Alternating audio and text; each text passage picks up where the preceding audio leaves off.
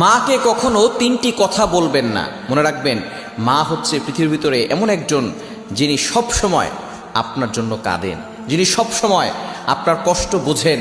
ওই মায়ের সাথে কখনো খারাপ ব্যবহার করবেন না। মা সবচেয়ে বেশি কষ্ট সহ্য করেছেন। আপনি যে দুনিয়াতে এসেছেন, 10 মাস মায়ের পেটে ছিলেন, কত লাতি গুতা মেরেছেন, মা কত লাতি গুতা সহ্য করেছে, আপনাকে কখনো বোঝা মনে করে নাই। প্রসব ব্যথা যখন হয়, একটা মানুষ সর্বোচ্চ 45 ইউনিট ব্যথা সহ্য করতে পারে, কিন্তু একজন মা 57 ইউনিট ব্যথা সহ্য করে। কেন ইমাজিদের আপনি কল্পনা করতে পারছেন কতটা ব্যথা সহ্য করে, প্রসব ব্যথা সহ্য করে তারপর আপনাকে দুনিয়াতে এনেছেন। ওই মায়ের উসিলে আপনি দুনিয়াতে এসেছেন। সুতরাং মায়ের সাথে খারাপ ব্যবহার করবেন না। আল্লাহ নিজে বলে দিয়েছেন, ওয়াবিল ওয়ালিদাইনি ইহসানা, good behaviour with parents, good dealings with parents, পিতামাতার সাথে ভালো ব্যবহার করো। মাকে কখনো তিনটি কথা বলবেন না। নাম্বার 1, 1 নাম্বার হচ্ছে, মা যদি কোনো কিছু বলে আপনি বলবেন না তুমি কিছুই জানো না। যেই মা আপনাকে শিক্ষা